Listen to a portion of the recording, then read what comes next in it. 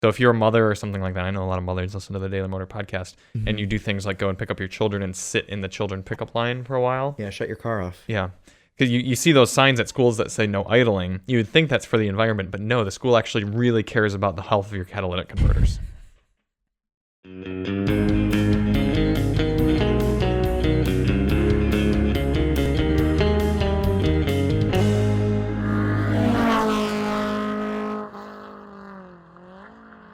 We're very grayscale today.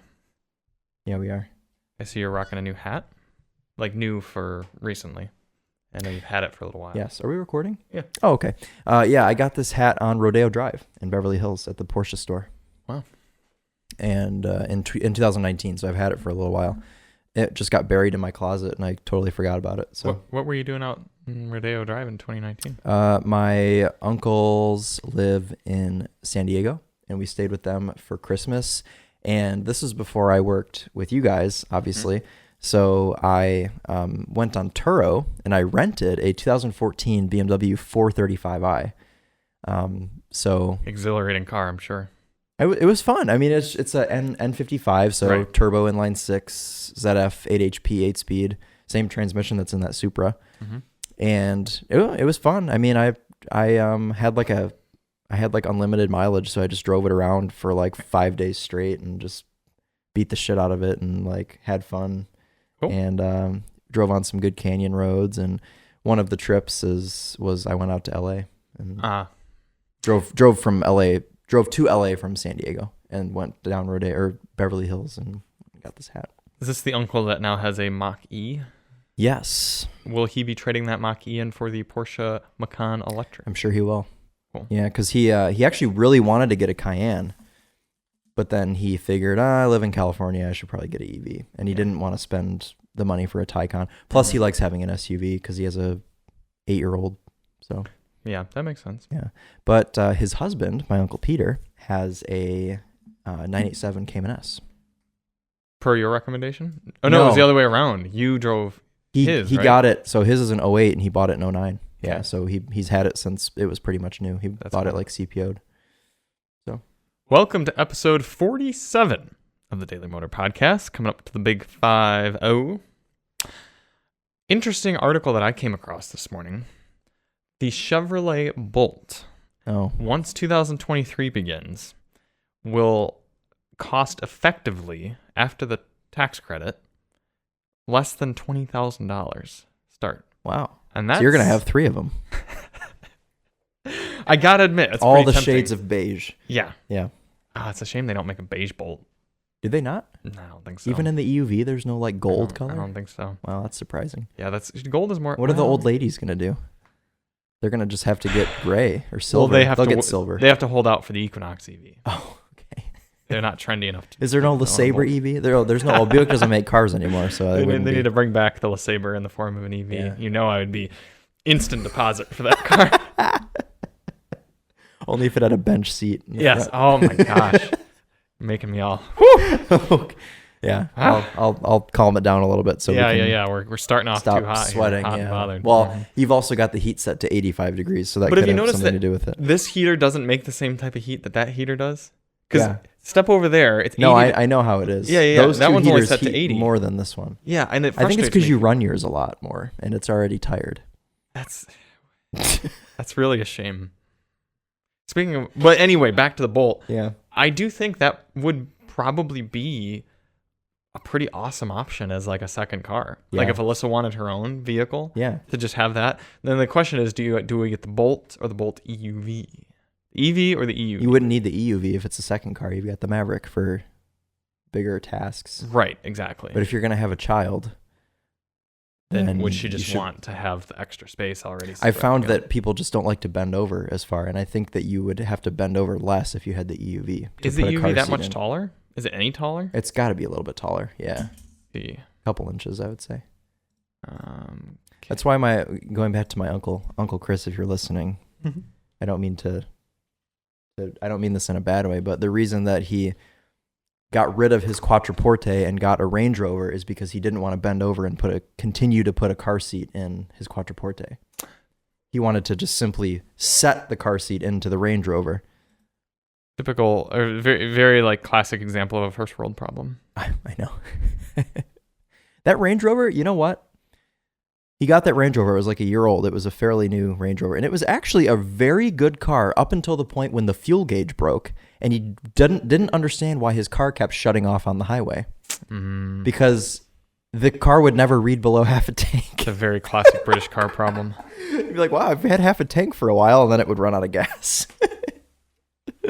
But I think that's the only problem he ever had with that car. And he owned it for like 5 or 6 years. And it was a really good car. Yeah. Granted, he lived in downtown Chicago, so he never really had to go anywhere far, but sure. You know.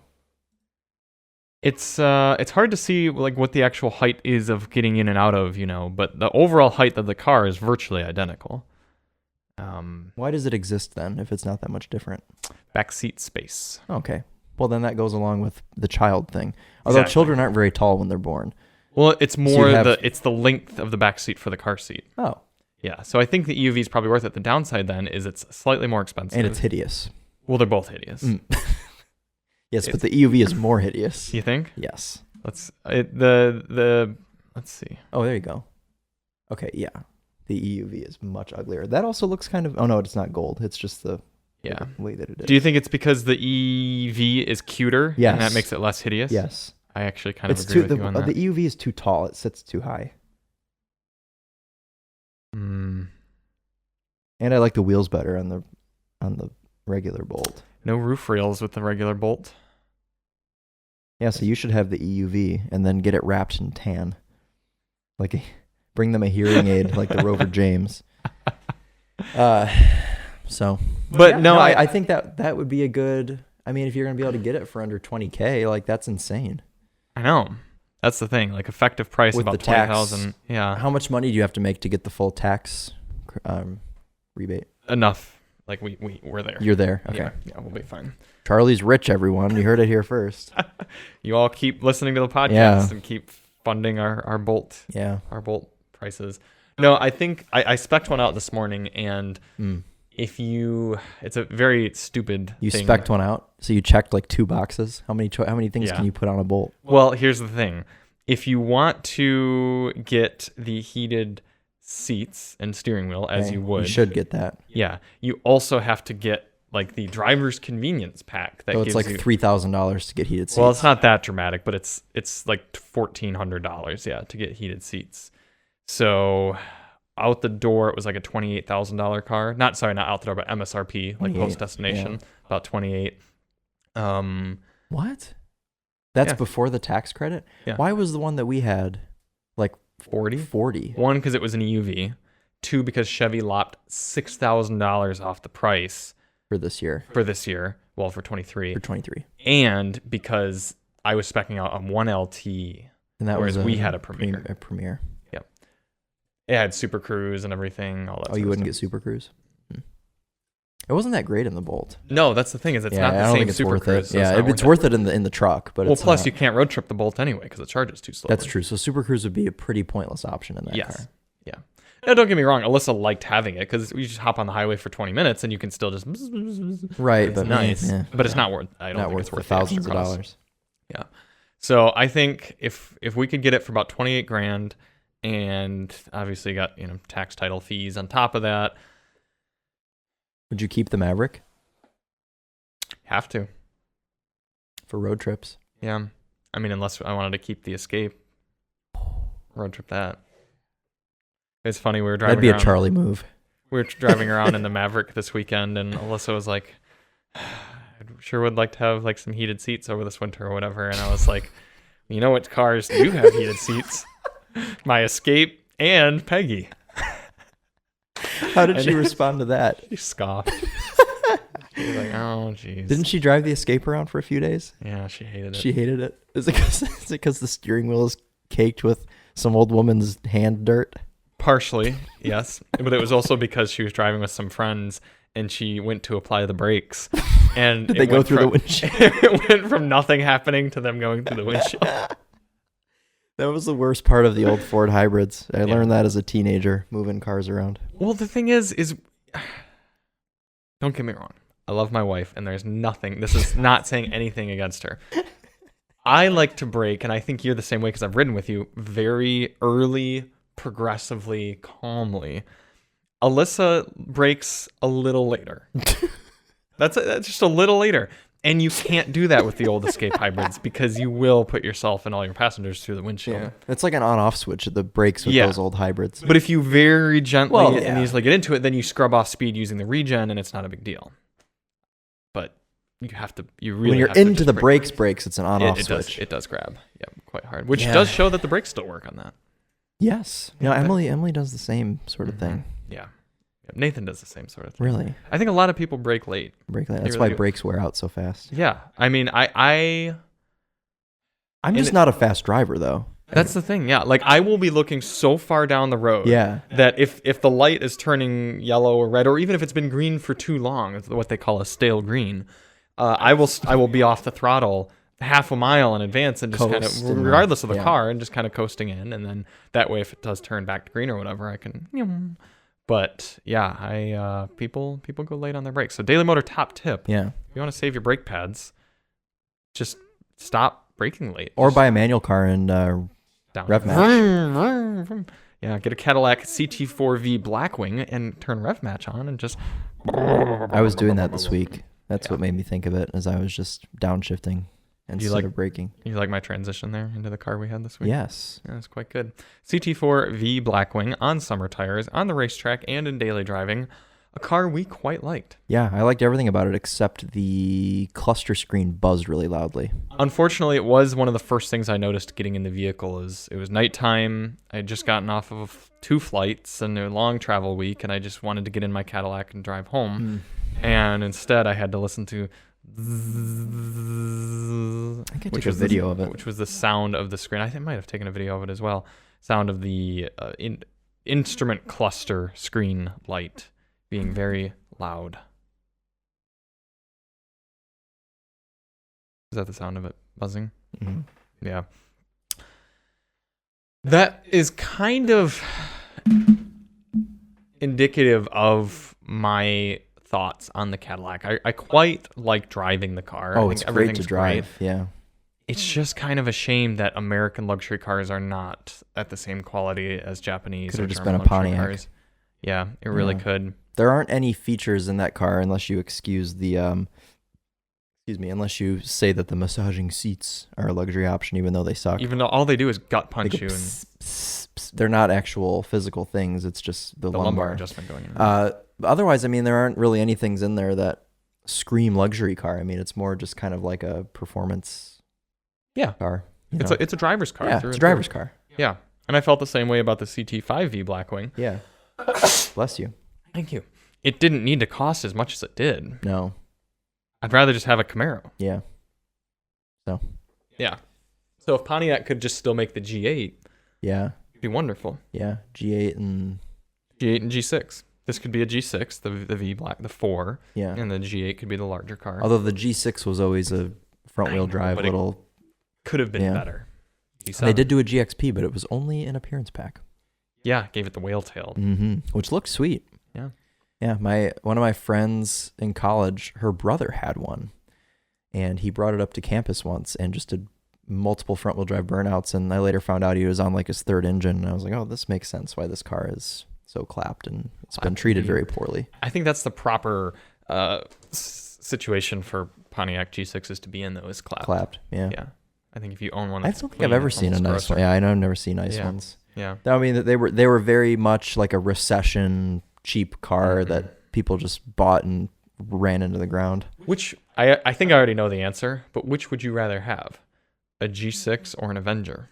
Oh, a G6. Yeah, okay. I hate the Avenger. Is that your least least desirable car like ever? Like if you had to be stuck with one car for a year, would that be your last choice? Image and everything. I might pick it over a PT Cruiser, but not a turbo manual. You would rather have a PT Cruiser over an Avenger. Sorry, the other way around. You'd rather have an Avenger over a PT Cruiser? If it was an automatic with hubcaps and just terrible. I know that you like the PT Cruiser because it's... Well, I'm trying to be objective on this. I feel like The PT Cruiser. You said image is why I brought that up. I know. And I get that. I'm trying to think. I'm thinking if you're still in college or whatever. What about a Kia Soul? Oh, yeah, of course you'd rather have a Kia Soul. What are Subaru Ascent? At least that's usable. At least you can put stuff in it. Right. Here's the thing with the PT Cruiser situation. I almost feel like the PT Cruiser is so ridiculous, even if it's just base automatic 2.4 whatever. It's like a meme car. You could put wood paneling on that it. People and it'd be would kind of cool. Yeah, it'd be like, that's look at Brower and his PT Cruiser. Whereas no one's going to do that to an Avenger. They're going to be, what is that? They'll just have some. Ugh. Yeah. I'm trying to think of something worse.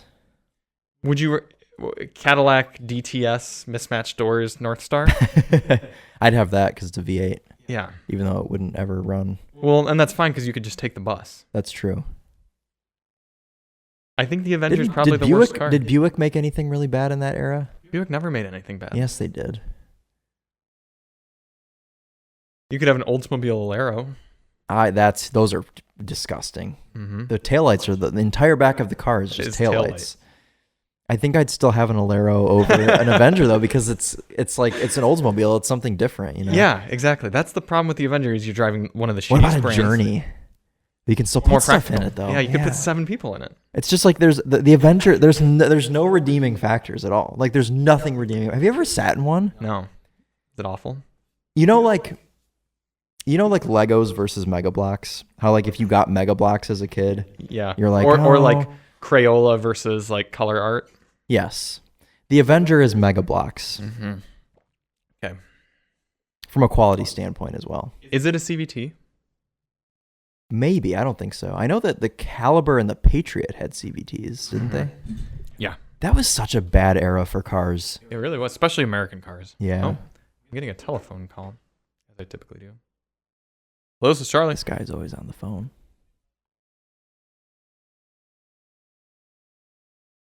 Wonderful. Thank you. I appreciate it. You too. Bye. Well, the driver had a nice 2 hours that he spent in the Blazer. I was going to say, and I was going to say maybe he was cross, but he was being paid the whole time. Yeah. Yeah. So, I think he was maybe a bit more cross that it happened. Yeah. But, not cross at us. Whoa, look. The Dodge website still has a page for the Avenger. Okay. I actually kind of That's actually kind of cool. Yeah, because they have like that unfortunately own them. Mm-hmm. I don't think it looks bad like that. Go up because that was like the facelifted car. Mm-hmm. And it's got the little stripes on it and stuff. I mean, I don't think it looks. I think the stripes were so silly. I don't think that it looks, but I mean, it's just car, right? But it's the older ones, like the super early ones with hubcaps and black taillights.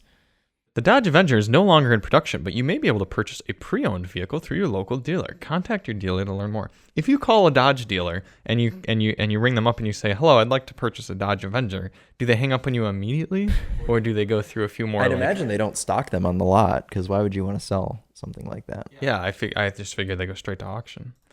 All right, let's go back. I think we should drive one. Let me see if Butman's got any. They made an Avenger back in the 90s? That's kind of cool. It was a coupe. That was a cool car. It's the Sebring, which is really just a Mitsubishi, right? Yeah, a Mitsubishi Eclipse. Eclipse, yeah. I'm gonna see if Butman has any Avengers because sometimes they do. It was a 4-speed ultra drive automatic. Oh, good. Oh, Chris, they put a DCT in it. What? Mm-hmm. Was that for like a performance model or something? Let's see. That M3. There it is. Probably the M3's at 5,600 with 2 hours left. I can't buy it. I'll be divorced. Really? No, but it'd still be not a good. Oh, Chris, listen to one of the features on the new Avenger. Features on the new Avenger included optional heated/cooled cup holders and Dodge's new Chill Zone, a feature that comes standard on all Avenger models, which can store up to 4 12 US fluid ounce cans in the glove box and chill them to 40 degrees Fahrenheit. The glove box holds 12 beer cans? No, 4 12 ounce cans. Oh, sorry. So you can literally drink and drive. You can have a Bud Light for each of your passengers. Yes. Including the driver. I don't think Avenger drivers could afford Bud Lights. It's Natty Light. What's so interesting? I'm sorry. I'm distracted. What are you distracted by? That Lexus RX 300 got listed on the Butman website, and you can literally tell in the photo that the trunk doesn't close? The hood is open. Oh, yeah, that the hood, sorry. Or what are they asking, $6,000? $9,000. $9,000. $9,000. I'm not going to say what they paid for it. Yeah. On public record, but I do know what they paid for it, and if they can sell it for $9, then that's great for them. Yeah. I just I really want to. Stu told you what they paid for it? No, I was just gonna say Stu can pay our rent. You can tell that the hood is open in the picture. Yeah, that's pretty awful. I wonder if they left my sticky. No, they took my sticky note off the steering wheel that said the hood doesn't latch. So back to the Cadillac. Sorry.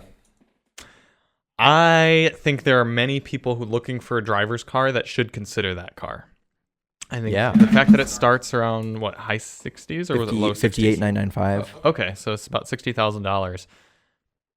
Pretty cool. And I like, even though I don't care for much of the materials inside, I like the layout. I like the physical climate controls. I like where the shifter is. I think it's got a good amount of space. The seats are comfortable. Like everything is designed pretty well in that car. I like the infotainment. Yeah, infotainment's good.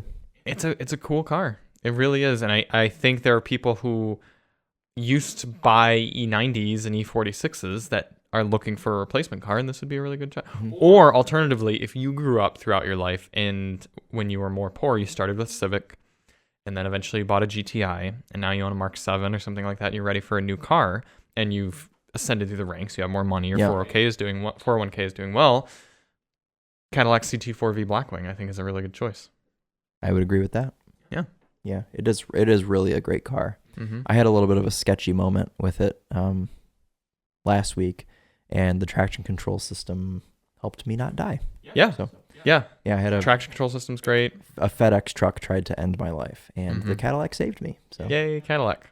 Therefore, good car, saving Chris's life. Feature on the Monroney. Yes, that's the funniest part about that is I wasn't even driving like.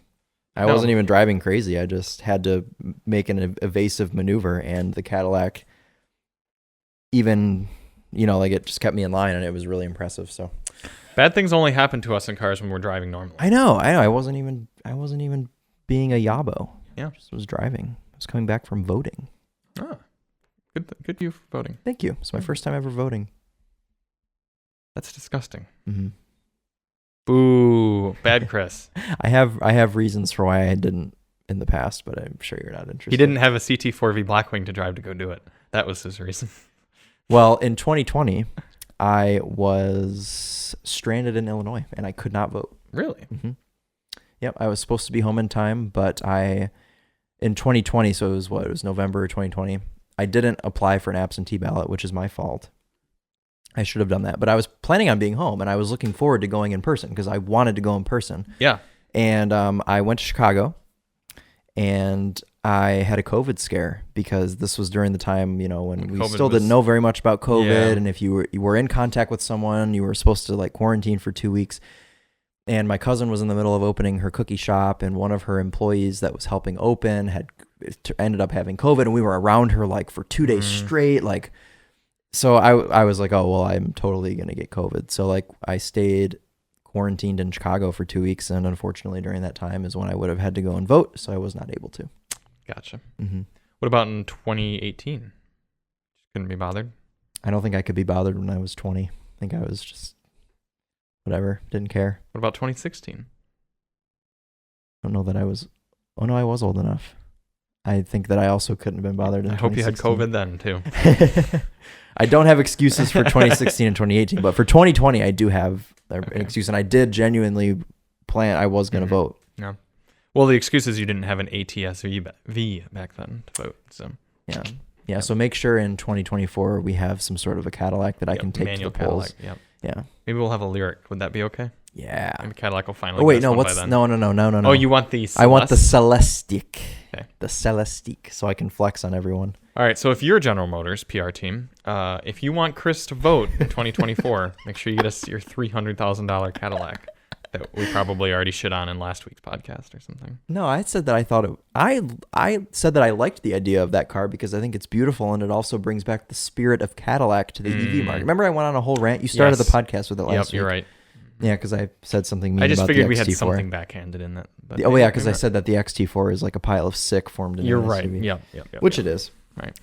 So Daily Motor top tip, if you want a Cadillac, don't get the XT4, get the CT4. V Blackwing. Yes. Or just the regular CT4V we liked as well. And we'd probably like a normal that car. CT4. Yeah, and the CT5 is a good car too. Mm-hmm. It just, as Cadillacs, they're they're kind of weird. Yeah. But as cars, as drivers' cars, they make good fabulous. Pontiacs. Yeah, they would be great Pontiacs. Mm-hmm. Mm-hmm.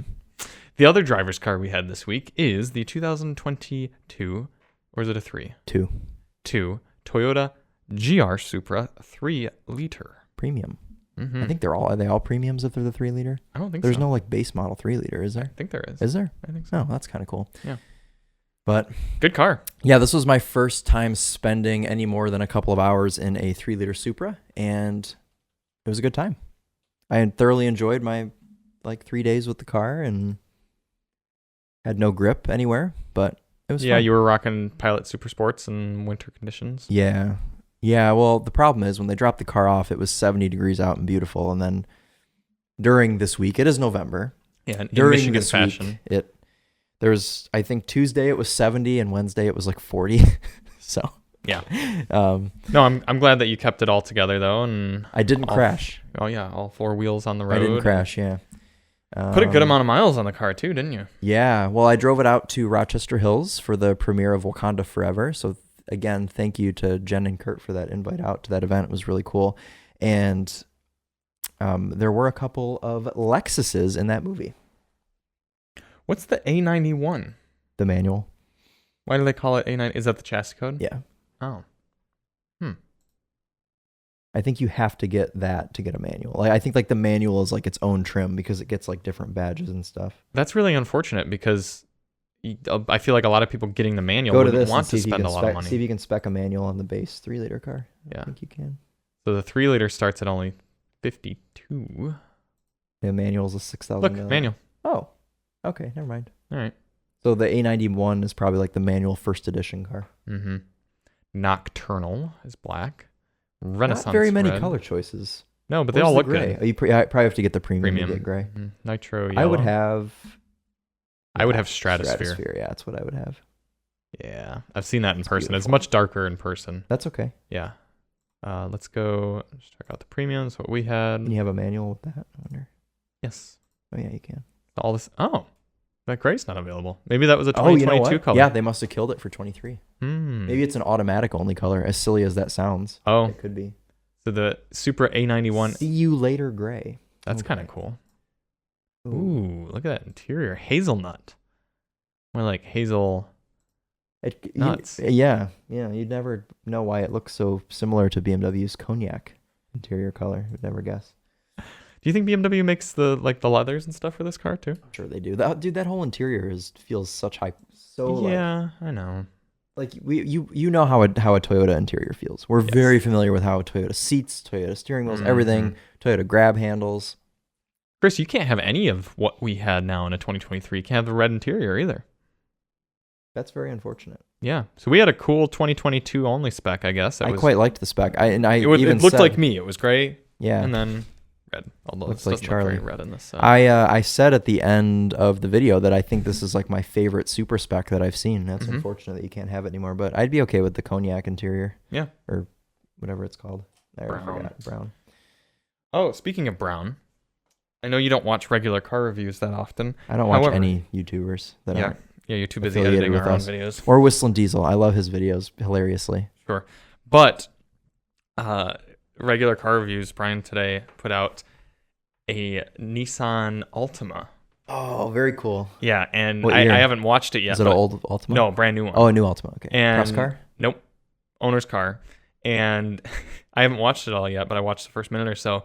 And he just starts the video by absolutely roasting the guy for buying an Altima.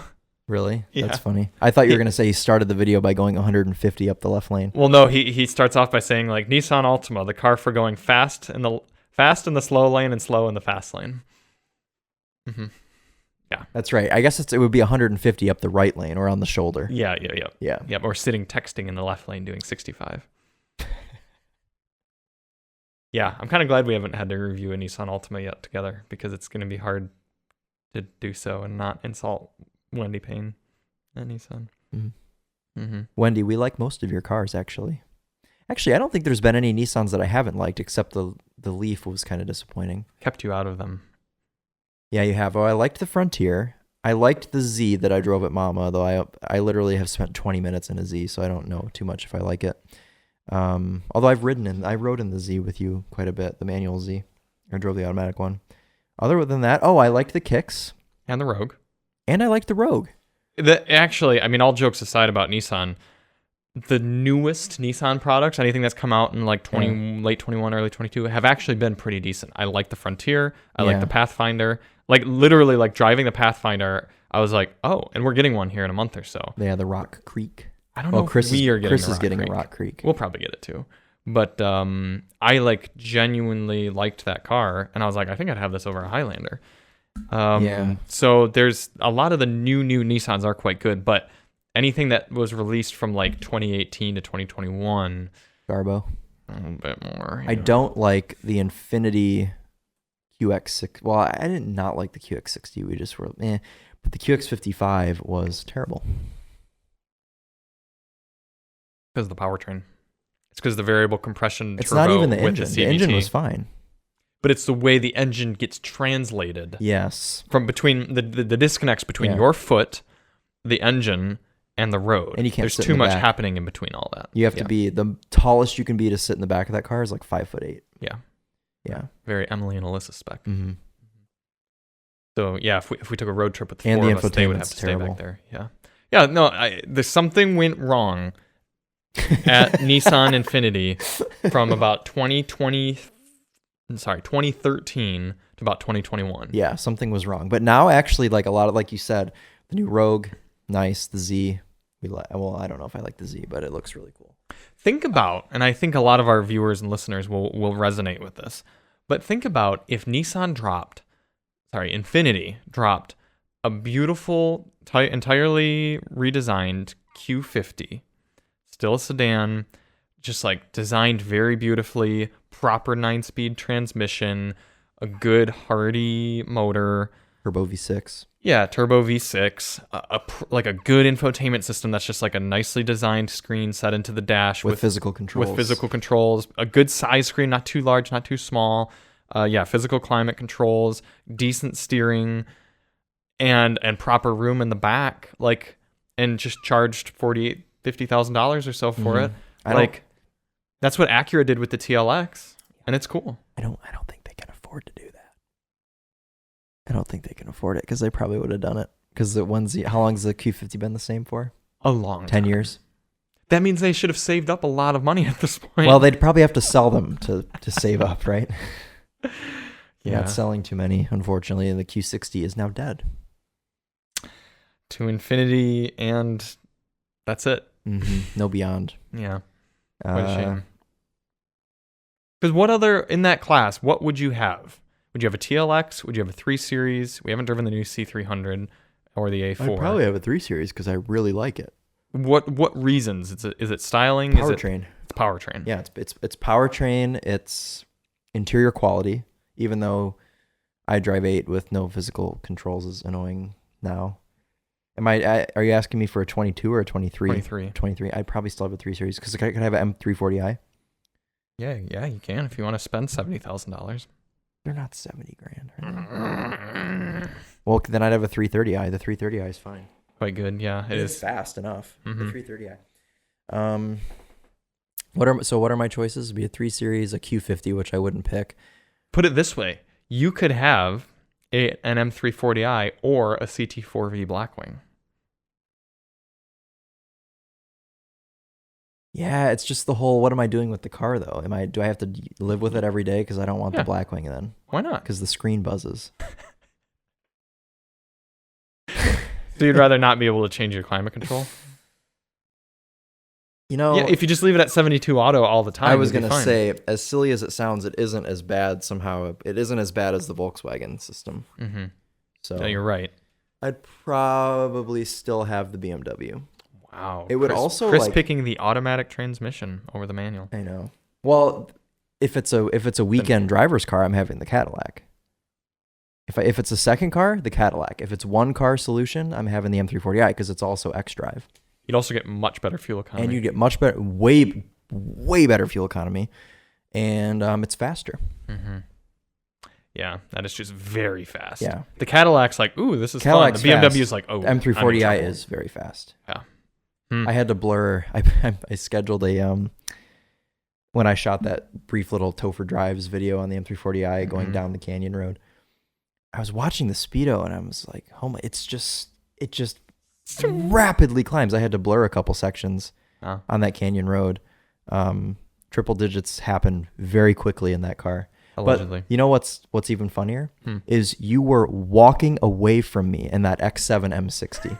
And we say that this M340i is fast, and this X7 M60i just whooshes away. The waftability of the X7 is crazy in that SUV. I mean, dynamically, that thing is just insane.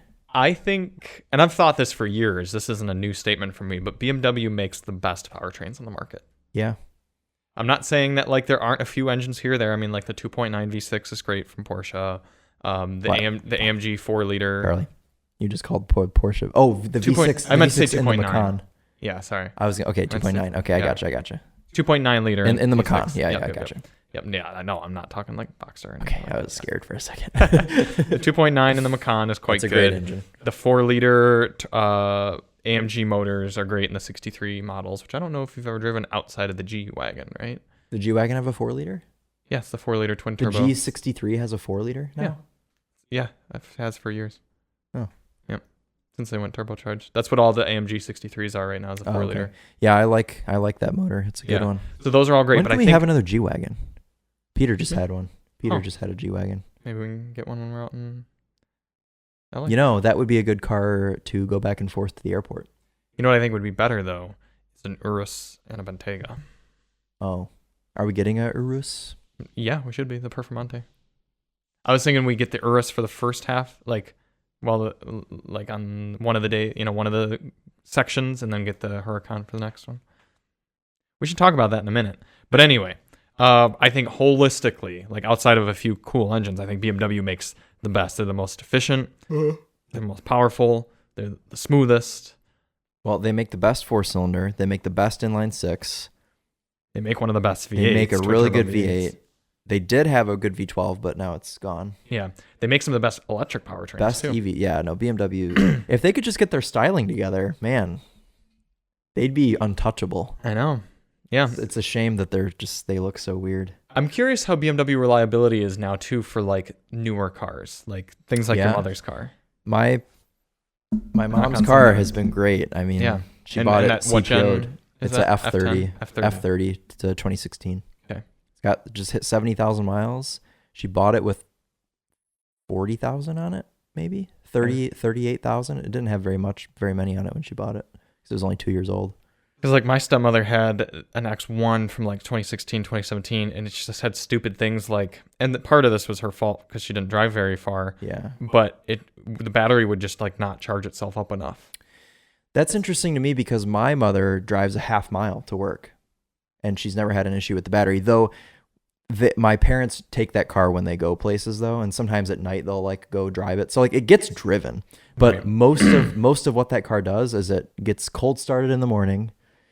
My mom sits in the driveway for a minute and it warms up for a second, and then she drives it a half mile down to work and shuts it off. Does she run like heated seats, heated steering wheel, everything? I'm sure she runs everything. Yeah. Yeah, no, it's weird. So, I mean, to be fair, the X1's probably made in America, and the 3 Series was probably made in Germany. No, South Africa. South Africa, really? Yep, South Africa. Interesting. Yep. An apartheid car. Huh? That's like racism in South Africa. What is? Apartheid. I've never heard that word. Well. Okay, well, let's not talk about it. Chris needs to do some education on South African history. Oh, okay. Yep. Anyways, this week at Daily Motor Headquarters, we have another Toyota. It is the 2022 Toyota Tundra TRD Pro. Yeah, I hope it's orange. I believe it is. Oh, very good. Gotta have that. You can't have a TRD Pro and not have a good color. I'm not looking forward to reviewing this vehicle. Oh, no. I wish your dad still had his because we could shoot a Comparo. Awesome. Yeah, it'd do really well. 2 orange TRD Pros. Yeah, that'd be sweet. I'm not looking forward to it because I don't think I'm going to like it very much. I had a weird experience with the Tundra TRD Pro. I went to a week-long Toyota press event in Texas, and one of the days we went out to their racetrack, which I'm forgetting the name of now, but it's their racetrack in Texas, and The one racetrack in Texas. because there's only one. I was in this Tundra TRD Pro. We were driving it to the track, and it was fine for the first half of the trip, and then halfway down the highway, the hood opened.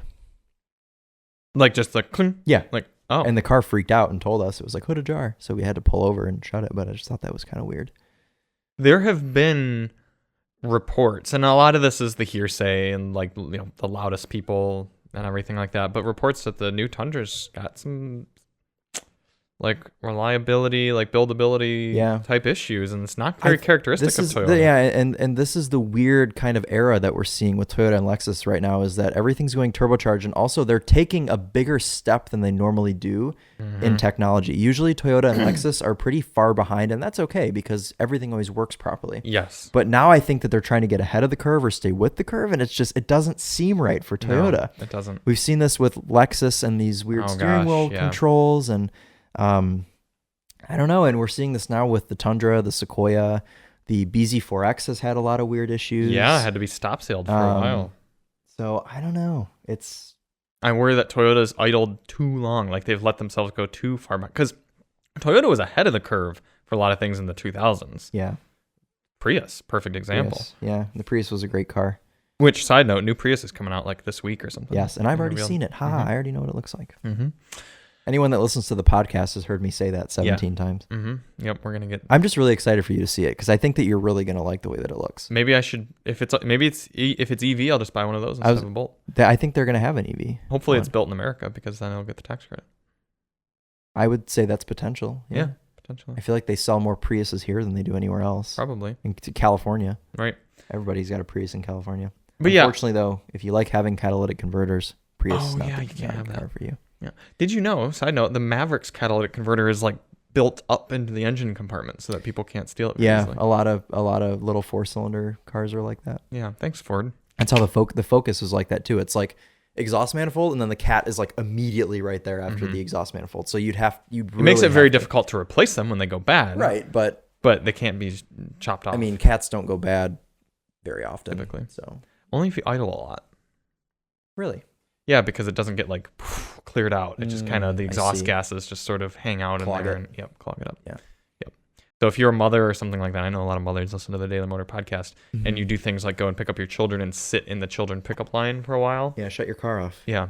Because you see those signs at schools that say no idling. You would think that's for the environment, but no, the school actually really cares about the health of your catalytic converters. Are there no idling signs at schools? Yeah. Really? Yeah, because 100 cars will go there to pick up their kids at 3 o'clock and just sit there idling and pollute the children's lungs and their catalytic converters. Yeah, you're going to have to start being concerned about things like this when you become a parent. A parent. Yeah, well, that's why we'll have a Bolt. We can idle that shit all we want. Yeah, but I've driven the new Tundra as well, and I like it, but it's just Toyota trying to be the F-150. It is very much an F-150. I've always liked the Tundra for not being the F-150. It's the anti-F-150. Yeah. And that's been so nice about it. It's refreshing. Now you've got to have a Silverado if you want that. Yeah. And I don't want to be a Silverado owner because I'm not in love with my cousin. That's why I'd have a GMC. Sure. Yeah. But no, I think this will be cool. The other thing with the Turd Pro, though, is, and I think we've talked about it on the podcast, no tow hooks in the front. And that really confuses a lot of people. Is that for a reason, or they just don't? Toyota claims it's for fuel economy, but that's such bullshit. That's so dumb. That's some marketing person came up with that. Yeah, exactly. Tried to pull it off.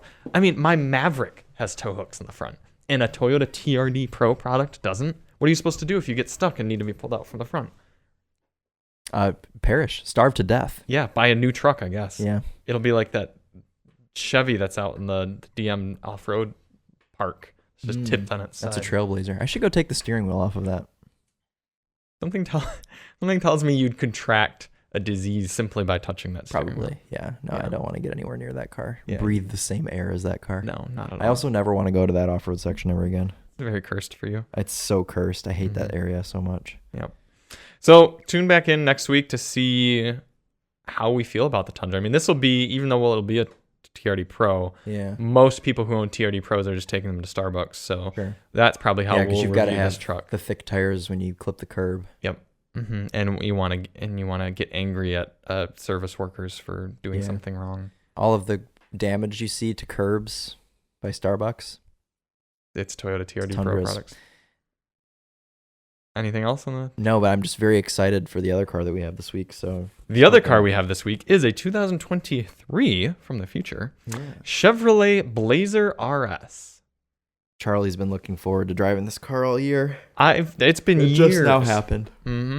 Yeah, that I've wanted. And there's been a lot of commenters that have wanted us to drive a Blazer as well. Really? In fact, let's take a little jump over here. We should troll the internet and do a Bronco versus Blazer comparison. Go to Buttman and get a Bronco. You want to do that? Do you want to be hated on the internet? We could. I don't think they have any Broncos right now, but it's possible one will come in this week. We know that Dorian Ford has one. Who? The green one. Mm-hmm. Okay, I need an update on that the Blazer the Trailblazer that was tipped over. Oh my god. That could be our Winding Road April Fool's video. We get in it while it's on its side. Somebody asked me, what's the stereo amplifier wattage on a 2012 Blazer? I'm sorry, Frank Clark. I don't have that sort of information. They didn't make a Blazer in 2012. Trailblazer is probably what he means. Oh. Can y'all do the 2021 Chevy Blazer Premier and do all audio, MPG, and all that y'all do to test the vehicle? Can you do a sound test, the Bose speakers on the 2020 Blazer? Can you test the new Blazer sound system? I'm excited for the damn Blazer. Let me tell y'all. Yeah, people want Blazer here at Daily Motor, and we're finally gonna give it to you. We're delivering. You're welcome. They do actually have a Bronco at Bowman on the used car lot. It's a black diamond with 300 miles on it. Yeesh. 45,000? Well, hold on. Let me tell you what the window sticker is. It's a black diamond 4-door automatic, so it's a 2.3 automatic. I'm going to say window sticker is probably 40 something. I'm going to say 45. For window sticker or what they're asking? Window sticker is currently not available. No. Oh, come on, man. Buttman letting you down again? Okay, well, I'm going to go ahead and guess that the window sticker was probably 47 or 48 grand. Okay. What would you like to guess that they're asking for it on the used car lot? With 300 miles on it? With 347 miles on it. My heart wants it to be 45. My brain says 50. Well, you're low with both guesses. Oh my gosh. Okay. $58,000. Why? 58 grand. Do you think they'll get that? I don't know because it's been on the lot for a while, so I'm gonna say probably not. Yeah, you're right. It's black, right? It's black. I've seen it. It's been there for a month. It's been there for a long time. Yeah, I think they're being a little optimistic, which. The used car market's starting to cool down a little, and window sticker. I still think they could probably get over sticker for it, but I think that they'd probably want to be somewhere around 50, 51. So do you think we could simply buy that green Blazer that, or not Blazer, Bronco that Chris offered us, and then sell it to Buttman? Sell it to Buttman for a $2,000 profit? Probably, yeah. I'd like to own a green car. Manual too, right? Yeah. Yeah, I just can't see driving around a Bronco. I'm sure it's spoken for by now. Maybe. Yeah, I don't know. We could do that comparison. Just to troll and be like, yeah. Could we do it innocently? It would be just very objective, observing things oh, this seems to ride a little bit better, and be oh, well, this has looks like we've got locking 4-wheel drive on the Bronco, but not seeing it here in the Blazer. And then can we take them both to Hollyoaks and then just... I'm sure Buttman would love, for one, all the mileage, and two, the wear and tear on their pristine 300-mile Bronco. Yeah. Well, the all the Arab guys on the Winding Road channel who watch it and comment on it will definitely... Make up for it, and we'll pay them. Yeah, okay. Yep. Cool. Blazer will be interesting. This one's pretty fully loaded. It's a $53,000 car, I think. What does that size-wise compare to? It'd be a Ford Edge? Yeah, it's an Edge. Or a Jeep? Jeep doesn't have an exact competitor. It's kind of the Grand Cherokee. It's essentially a Grand Cherokee because the Grand Cherokee is 2-row. And then a Grand Cherokee L would is be larger. Bigger. Yeah. But I always thought of the Explorer and the Grand Cherokee as being the same. I know, that's a tough... So Jeep doesn't really have... Well, that's actually what's done Jeep very well over the past few decades is they've kind of always owned that like larger 2-row segment. And then the Ford Edge came out. And then your mother bought one. Yes. Well, my mother, guess what she had before the Edge? A Grand Cherokee. Exactly. Yeah. Anything else to say about the Blazer? No. Can we wear Blazers when we review the Blazer? That would be funny. I've never even sat in a Blazer. Ooh. Unless maybe at the auto show I would have sat in one, actually. What did we sit in at the auto show? Reverse high country. And then Joe Biden kicked us out. Yep. Thanks, Obama. It's Obama's fault. Obama had Biden as his running mate, and now he got yeah. That all of that led. It's all Obama's fault. Yeah. Well, really, it's the Clintons' fault, because if Hillary Clinton had beat Obama in 2008, we wouldn't have been kicked out of the auto show here in 2022. Oh, right. Because Biden wouldn't have been president and wouldn't have come. And, yeah. Okay. So thanks. Anyways. Thanks, Bill Clinton. Is it time for CoPart? Yes, and I have CoPart cars for you. No way. All right. Mm-hmm. I'm ready for it. I actually don't know that I have any, so that works out. I've been on CoPart a lot recently. Okay. Because I'm down a car and I'm getting anxious. Oh, you know what? Why don't you buy an M3 for me? Wait, hold on. Can we show this auction is in progress right now? Can we show this one first? Because I don't want it to sell. Okay. It is 618-200-92. And this actually very good segue, Charlie. I'm impressed with you. There was a delay in my keyboard. Oh, no. Sorry. Read it again. 618. Oh no, what did I do? Ah! Oh, I just put the computer to sleep. Are we still alive? No, we're good. Are we live? I think we're. Are we going? I think so. There's a button on the keyboard that pressed against this. It says stop recording, which means we should still be recording. I think we should be good. Okay. Anyway. All right. Are you ready? Read it. Yes. Read it again. 618-200-92. Anyways, as I was saying, foreshadowing. Thank you for bringing the presidential topic up. Okay. This car was owned by Jackie O. No shit. Yes, it was. And it was flooded in Florida. And here's something that I'm struggling with, and I actually feel really bad for the owners of this car, because I imagine that their insurance policy only covered $8,000 of this car, right? Because it says retail value $8,000. Usually that's what that estimated retail value is, usually what the insurance company paid out. Okay. If I understand it correctly.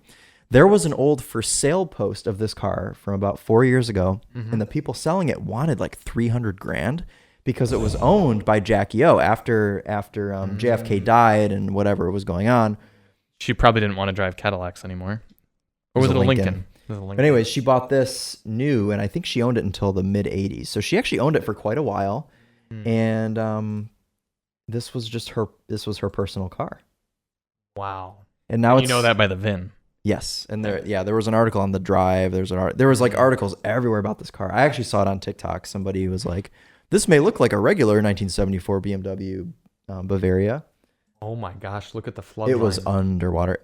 The good thing is I'm sure that people know, like word's gotten out. Somebody will buy this car and restore it. Only at $4,100 though. You know. Why don't you buy it? All right, here's a genuine question for me, and this is you know more of this because you're more of a car enthusiast than I am.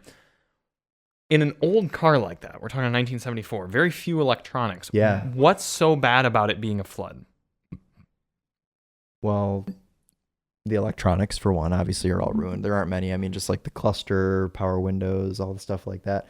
But also, if any sort of water or mud or sludge or anything got into the engine, the fuel tank, anything like that, like that all has to be torn out and either replaced or rebuilt. Okay. And then and the interior, like the carpet, the mold. It's just, there are so many factors to a flood car. Obviously, it isn't as bad on an old car like this. It's still bad, but it's not. There aren't as many electronics that to rely on in something like this. But still, like, because a lot of times with electronics, if everything's off, it's not bad for electronics to be wet. You can like put it in rice. No, it's not just that, but like if there's no power being actively supplied, then there's no short circuiting happening, and if it all dries out properly, then it'd be fine. Now, we see there's a battery in the car, so that's probably did have power, so that's probably not a good thing. I'm Duracell. I'm curious if the owner of this car really only got $8,000 from their insurance. Yeah, I see what you mean. Because that would be an absolute shame. And Would this car be worth more than $8,000 even if it were not Jackie O's car? I would say so, yeah. Yeah, that's definitely a cool looking car. The paint looks, it's a really neat color. The interior looks fantastic. I would almost want to own this car even if it didn't run and drive. You know, if it just sat here in the garage. You want to sit where Jackie O sat? Kind of. Well, if the seats are this nice. Bid on it. The auction is literally happening right now. Although you may have to, I don't know if we're eligible to bid. Because it's in Florida. Yeah, because it's a salvage Florida car. I don't know if that will be allowed. Oh, it still says 46 minutes away.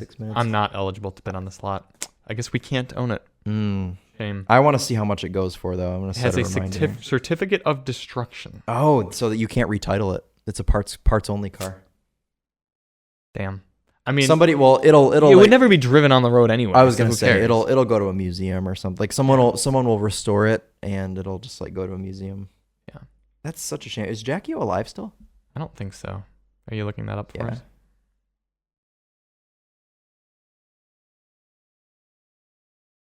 She died in 1994. Wow, so she's been dead for a long time. Yeah. Oh, she was born in 29. Okay, so she was only 65 when she died.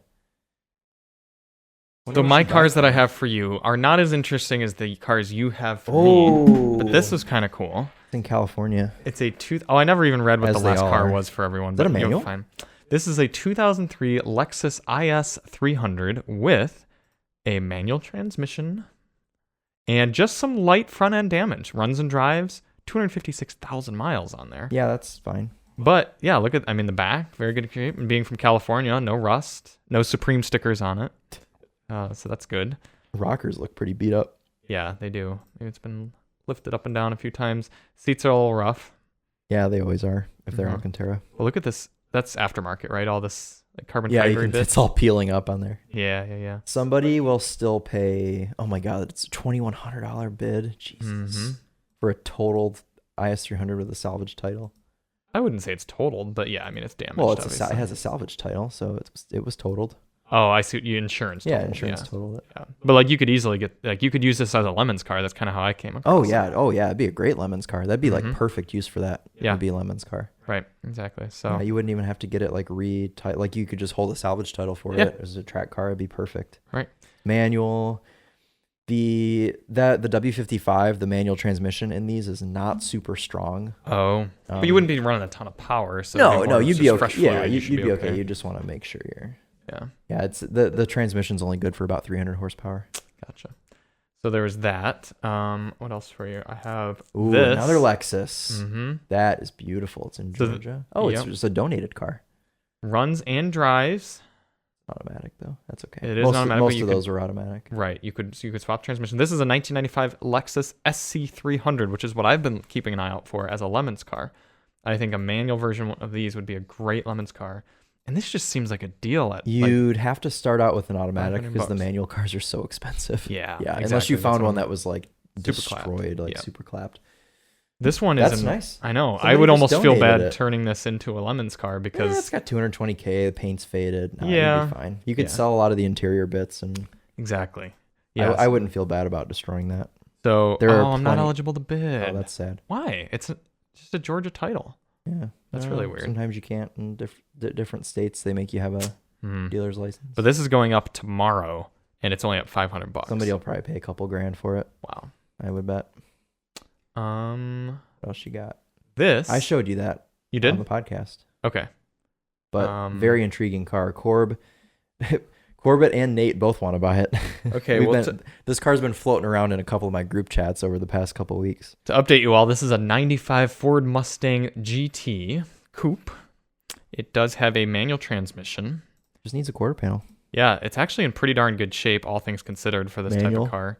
It needs a quarter panel. It needs a door too, but whatever. Somebody just like drifted it into something Mustang style. This would actually make for a good Lemons car as well if you got it for. It'd just be very inefficient. Yeah, but that's okay because you're making decent power. True. Yeah.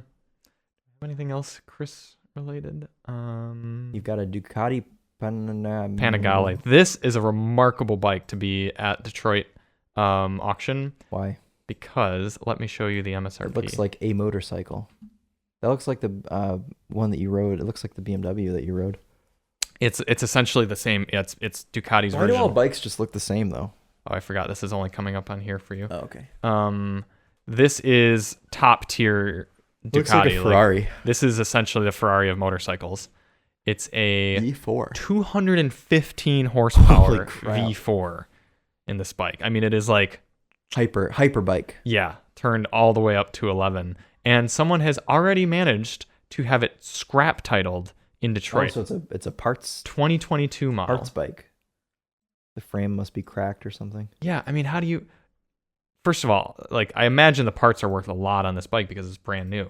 But, like, look, it's running and driving. It's got 2,000 miles on it. Yeah, you could turn this into a track bike. I was going to say, you could make it a track bike. Or just ride it illegally on the streets, which is what most people on motorcycles do anyway. True. Yeah, so it's just kind of interesting to me that someone in Detroit bought this brand new, managed to muck it up. They probably bought it on Woodward at that Ducati dealer. They probably did. Yep. They could probably go into that Ducati dealer and be like, who's bought a Panigale V4S this year? And they could tell you off the top of their head, like, who's paid. Because, I mean, it's a $25,000 bike, like, starting price. So that's pretty remarkable. It's been future listed for a while. You should have it. This is what I would like to have. What is that? It's an Arctic Cat four-wheeler. I think it'd be fun for us to have a four-wheeler around the garage area for just it's already up to $400 moving cars. Yeah, there's nothing wrong with it. Look, I have no idea why it's even on here. Well, it was sold at State Farm. Maybe it could have. Oh, top roof is the damage. Yeah, it doesn't have a roof. Exactly.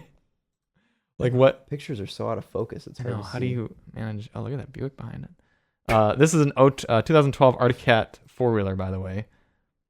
Like, is this the damage? Oh, it's probably that. No, it's the scrape.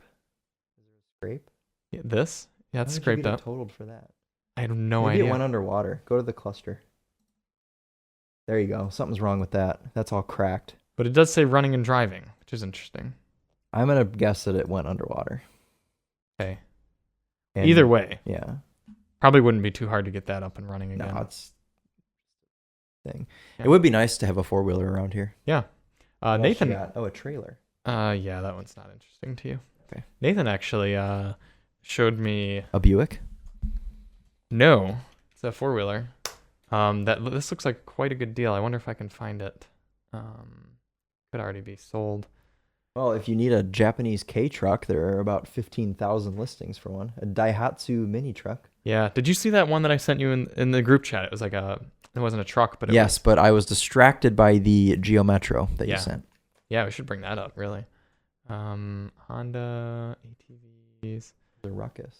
Take out the I wonder dealer if listings. that nice gentleman that you sold the Ruckus to is still... Oh. Is that your Grom? This might be my Grom. Let's see, because I did sell it to someone in... 900 miles? They wouldn't have a VIN on here, I guess. Yeah, because mine only had like 700 miles on it. Let's see. Exhaust on there. Because they could have just fixed it, you know. Yeah, look, here's some different parts. Wait, why is it colored? This side is blue in this picture, but now it's black. Oh, probably because they replaced it and painted it. That's probably your bike. Probably my bike. Yeah. Different levers. I bet that's your old bike. Yeah, because this part, maybe they probably had to put like... Yeah. That's funny. Different bar and mirrors. Probably my old bike. Yep, I bet it is. And they're asking $4,000, although it's been listed for a month. Did you sell it to Marty? I may have. I don't know. My dad dropped it off for me. Oh. Okay. I can't find this four-wheeler that Nathan showed me, but it seemed like a good deal. It might already be. Here it is. I think this is it. Yes. $600. $600. It's in Atlanta? Atlanta, Michigan. So it's in Atlanta, Michigan? Mm-hmm. It's up there. Oh. 1987 Honda TRX 125 runs great. TRX. Runs great, starts right up every time, and has electric start, 4-speed with reverse. Plastics are cracked and faded. Yep. How do you do that? Like a motorcycle? Yep. Mm-hmm. Cool, so I wouldn't know how to ride it. It's very easy to learn, Chris. Seat has tears. It definitely shows its age, but is a good machine. Title in hand, 600 or best offer. That seems just like something we would have around here. Exactly. Look, it's even got a little push bar right here. And it's got huge area right here for storage and stuff. Like, I could open the garage door one day and that would be here, and I just wouldn't even think anything of it. Yeah. Whereas if there was a brand new one here, I'd be like, oh, that's kind of weird. Yes. But so with that, I'd be like, oh, Stu probably found that while he was there. Picked it up while he was out. Yeah. So I may try to purchase that. Okay. If it's still available. I would support it. Yeah, go up north. You going or up north downstate. this weekend? No, unfortunately. Oh. I could take the Tundra. Pick it up in the back of that. Yeah, you could. Mm-hmm. That'd be fun to have around. Oh, and 125cc is pretty decent, especially the 4-speed transmission. Yeah. Cool. Well, thank you all so much for tuning in to this slightly chaotic episode of the Daily Motor Podcast. Excuse me. Oh, I forgot to ask you. How was your bubbly bump? Is that what it was called? The drink you had. I have no idea what you're talking about. You had a caffeinated LaCroix earlier. Oh, yes, I meant to bring... Oh, hold on. Let me get it. Don't close out yet. Our sponsors aren't going to be very happy that you're neglecting their product. Chris is... Okay. All right, give us a quick review. This is a bubbly bounce. Bounce, that's what it was. If you're familiar with the company Bubbly, they're just like a LaCroix competitor. But this one has caffeine in it. So that's sort of like a turbocharged version of a LaCroix. Mm-hmm. Mm-hmm. Like LaCroix is like a Lexus IS 350, and that's like the M40i, BMW 3. Yeah, I was thinking more this is like a GR Corolla as opposed to a base Corolla. Oh, that's probably a better way to put it. Yeah. But it's different brands. LaCroix is a different But brand you can than have a base Bubbly though. Oh. Is what I like. You can have a standard Bubbly. Okay, so anyways, this is mango passion fruit, and it tastes like a LaCroix. Oh, look at that. The little thing says "Wow." Wow. We've got calories 0, fat 0, sodium 0, carbohydrate 0, sugar 0, protein 0, 0 calories per can. Chris, Be Real is happening. Oh, B-Reel's happening? Mm-hmm. Know that we have a podcast. Well, we have to do it. It's fitting to do Be Real on the podcast because it was on the podcast that we signed up for Be Real. I'm actually still being pretty good about this. I've only missed a small number of days. Yeah. Chris is reviewing the Bubbly Bounce. It's just a fun name. Cool. Well, thank you for the review of the Bubbly Bounce. It's the GR it's Corolla good. to LaCroix's Civic. Alyssa is eating something and also a pickle. Oh. And she's watching Cooking Classics with Gordon Ramsay. Does she like Gordon Ramsay? I love Gordon Ramsay. She does. I love Gordon Ramsay. She's a Gordon Ramsay enthusiast. Yeah. We will be back next week to tell you about our larger vehicles and preview what's coming up next. Tune in to see if Chris convinces me to buy a BMW M3, which he won't. Oh, yeah. See how much that's at. And we're going to live the simple life like Paris and Nicole. Yes, we will do that.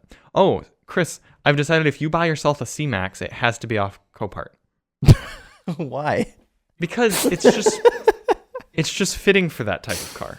Okay. Chris wants to own a C-Max. I would really like to have a C-Max. Well, for William Long, if he feels like continuing to tune in here, let's I don't want to see how much your M3 is at. It's 5,700, Charlie.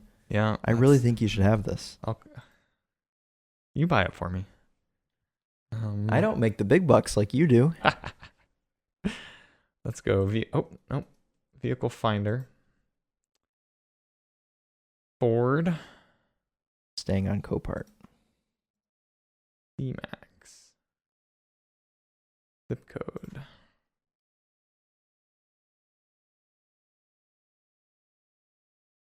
Okay, there are 4 C-Maxes. Do you want one that's running and driving? Oh wait, there's only one that's Do I want licensed. one that's running and driving? Yes. So here's your one option, Chris. God, no, that is literally destroyed. It runs and drives, pure sale. It's white. The wheel is a bit cockeyed. Oh, is it? No, I didn't notice. You know what this looks like? It looks like my Focus that got hit. It's hit in the exact same place as my white Focus that's still sitting in a parking lot smashed. Maybe it too had an older gentleman who mistaked Is it an Energy? the pedals. It's an Energy. It is an Energy. I don't want an Energy. How many miles? 140,000 miles. The door is a bit ajar. Oh, is it? Yeah. Why is it ajar? Couldn't imagine. Oh, look, responsible dog owner. Oh, I wouldn't be allergic to that interior. The airbag has deployed, so that's unfortunate. I would be upset if I had to own that particular C-Max. I would probably just part it out and scrap it. Speaking of your Focus, what's going on with that? I don't know. Do not know. Does it? It's just sitting there. I've had a couple conversations about it, and I'm just kind of waiting. The ball is no longer in my court. It's waiting for someone else to deal with it. Does it drive? No. What would it take to make it a driving car? Some suspension components. Hmm. And transmission work, because that's what it was waiting on. Can we just swap a manual transmission, use it for a Lemons car? Yeah, probably. Okay. Do you want to do that? No, because I want a rear-wheel drive Lemons car. Okay. It'd be a great Lemons car. It's a Focus. It'd just go forever. It'd be very consistent. Yes, consistently breaking half shafts. Front-wheel drive's not good for endurance racing. Couldn't you just put upgraded half shafts on it from like an ST? Yeah, it's just a lot of work for Why? that. Axles? I feel like that isn't that bad. It's the fact that they're having to do the steering and the power, and they're just running hard all the time. It makes 150 horsepower. I know, but with a rear-wheel drive car, you're balancing out the work. The rears get to do the propulsion, and the fronts get to do the steering. It's a more balanced. In a front-wheel drive car, the rears are just like dead weight. It's just like there, and it's not helping the car at all. So it's proper to race with a rear-wheel drive car. Daily Motor top tip: don't run a front-wheel drive Lemons car. Even though my Lemons team ran a front-wheel drive Lemons car, and we had no issues with the half shafts. Though we did have an issue with the transmission that exploded. But the half shafts had no problem, and that was in a very heavy Volvo S60. You guys just weren't driving fast enough. We were driving fast. I was only a second off of Sean, and he knows that track very well. Yeah? Did you guys win? Nope. Okay. No, because we got a late start because there was an issue with the fire suppression system or something.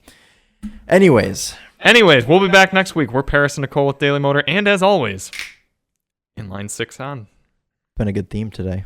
No, as always, bubbly bounce on. Bubbly bounce on. Well, it can't be because I haven't gotten to try one yet. Oh, yeah. Would you like to have half of this? No.